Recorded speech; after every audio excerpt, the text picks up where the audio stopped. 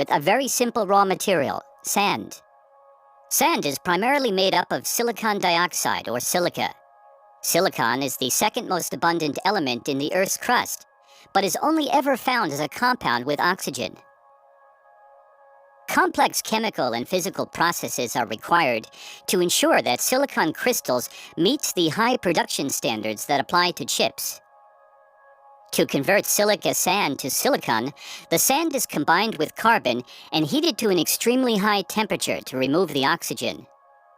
A number of other steps are required to create the finished product, namely an extremely pure monocrystalline silicon ingot called a boule, with only one impurity atom for every 10 million silicon atoms. Silicon boules are fabricated in a range of different diameters. The most common sizes are 150, 200, and 300 millimeters. Wafers with large diameters offer more space for chips. Extremely thin wafers are then cut from the silicon boules using a special sawing technique. These wafers are the basic building blocks for subsequent chip production. Silicon is a semiconductor. This means it can conduct electricity and also act as an insulator. Its atomic structure looks like this. Every silicon atom has 4 outer electrons. There are no free charge carriers. As a result, the pure monocrystalline silicon is non-conductive at room temperature. To allow it to become conductive, small quantities of specific atoms are added as impurities to the wafer. These impurity atoms must have a number of outer electrons that is either one more or one less than that of silicon. Silicon is in the 14th group of the periodic table of elements. This means that elements in the 13th or 15th group have to be used in this process, referred to as doping. Boron and phosphorus atoms are the most suitable elements in these groups. They are very close to silicon on the periodic table and therefore have very similar properties. Phosphorus has 5 outer electrons. When it is inserted into the silicon crystal lattice, the 5th phosphorus electron can move freely. This means that the silicon phosphorus crystal is N-conductive. In contrast, boron atoms only have 3 outer electrons. When they are introduced into the silicon lattice, one silicon electron has nothing to bond to.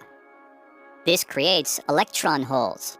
The holes move through the crystal like positively charged particles, making the material p-conductive. Transistors are built on the p and n conductive layers that exist in a doped wafer. Transistors are the smallest control units in microchips. Their job is to control electric voltages and currents, and they are by far the most important components of electronic circuits. Every transistor on a chip contains p and n conductive layers made of silicon crystals. They also have an additional layer of silicon oxide, which acts as an insulator. A layer of electrically conductive polysilicon is applied on top of this. Every transistor has 3 terminals. The middle one is attached to the gate, which is the electrically conductive polysilicon. If an electrical charge is applied to only the 2 outer terminals, electricity cannot flow as the transistor is blocked. This changes, however, if an additional charge is applied to the middle terminal. Electrons from the p layer are then pulled toward the middle terminal and accumulate at the area bordering the silicon crystal and the insulating gate oxide. A channel then forms underneath the gate between the islands of N-conductive material. Electrons can now flow through this channel. The electrical circuit is closed. In this way, the transistor can be switched back and forth between current enable and disable, between 0 and 1, on and off. But how are these layers created on a wafer? The process to manufacture chips from a wafer starts with the layout and design phase. Highly complex chips are made up of billions of integrated and connected transistors, enabling sophisticated circuits such as microcontrollers and crypto chips to be built on a semiconductor surface measuring just a few square millimeters in size. The sheer number of components calls for an in-depth design process. This entails defining the chip's functions, simulating its technical and physical properties, testing its functionality, and working out the individual transistor connections. Special design tools are used to draw up the plans for integrated circuits and develop a three-dimensional architecture of sandwich layers. This blueprint is transferred to photomasks. Providing geometric images of the circuits, the photomasks are used as image templates during the subsequent chip fabrication process. To ensure that the microscopic structures of a chip are reproduced flawlessly, they have to be fabricated in a dust-free environment with stable temperature and humidity levels. In other words, they have to be made in a clean room. A clean room is a room in which no more than one particle of dust larger than 0.5 micrometers is permitted in around 10 liters of air.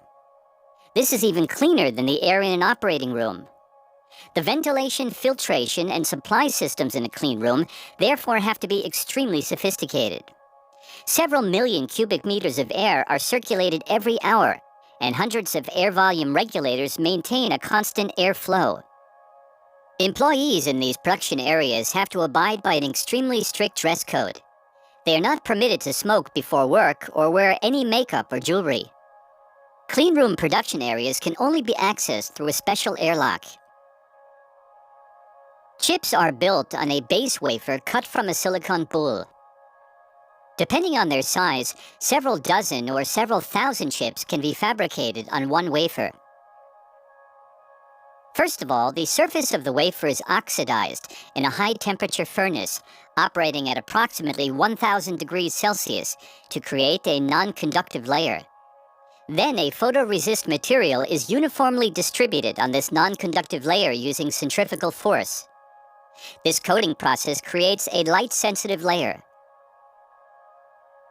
The wafer is then exposed to light through the photomask in special exposure machines known as steppers.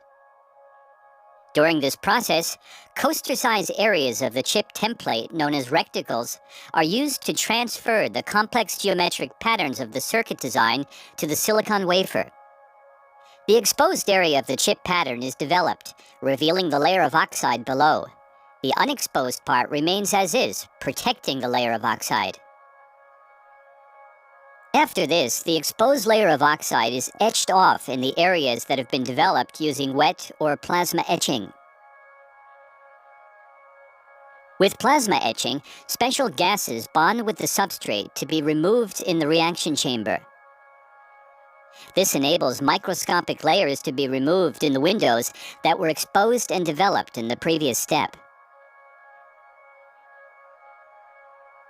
Once the photoresist residue has been stripped and the wafer has been cleaned, the wafer undergoes further oxidation. Electrically conductive polysilicon is deposited on this insulation layer. Then photoresist is applied again, and the wafer is exposed to light through the mask.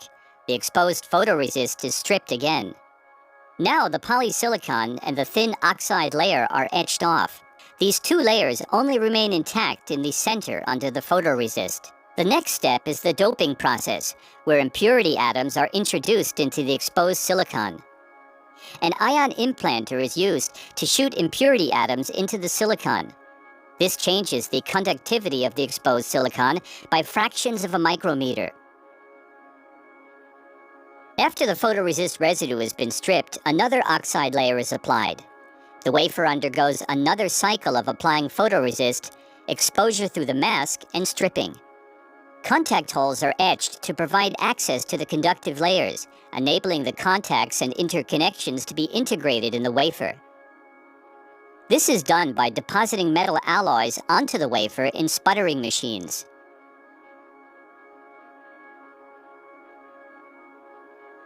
Once again, the photoresist and mask are applied.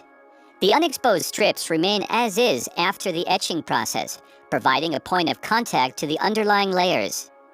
To give the insulation layer above the interconnections the smooth finish it requires, a chemical-mechanical process is used to polish away excess material with micrometer accuracy.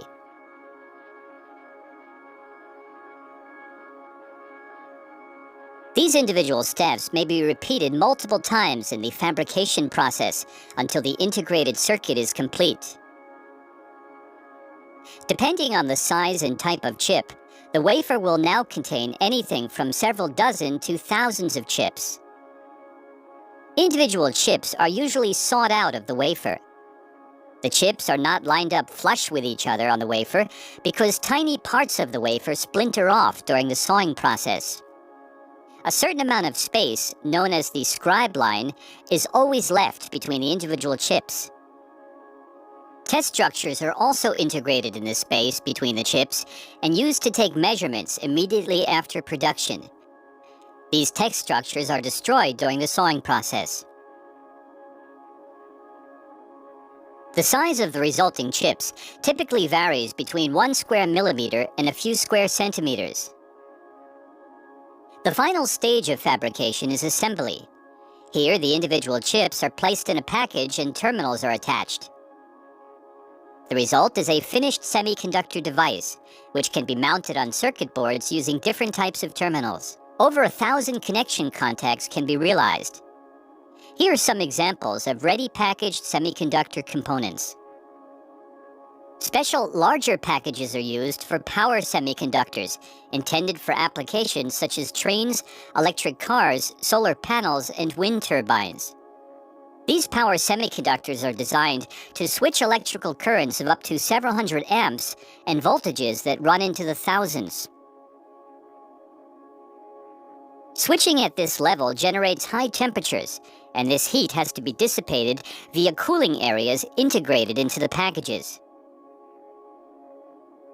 Here you can see some fully packaged power semiconductors.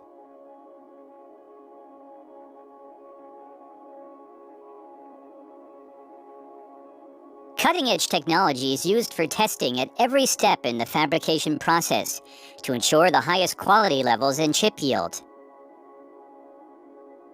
Researchers and developers use scanning electron microscopes to repeatedly check the chips at different points in the production process. If we compare today's microelectronics with human hair, we can see just how small these devices are. The equipment used to check components and analyze defects is just as precise. These high levels of precision and quality are essential at every stage of the workflow, from the production of silicon boules through the cleaning room fabrication to quality control, in order to deliver these tiny building blocks that have such a big impact on our lives, today and in the future. After all, demand is rising for innovative semiconductor solutions that make life easier, safer, and greener. For technology that achieves more, consumes less, and is available to everyone. Microelectronics is the key to a better future.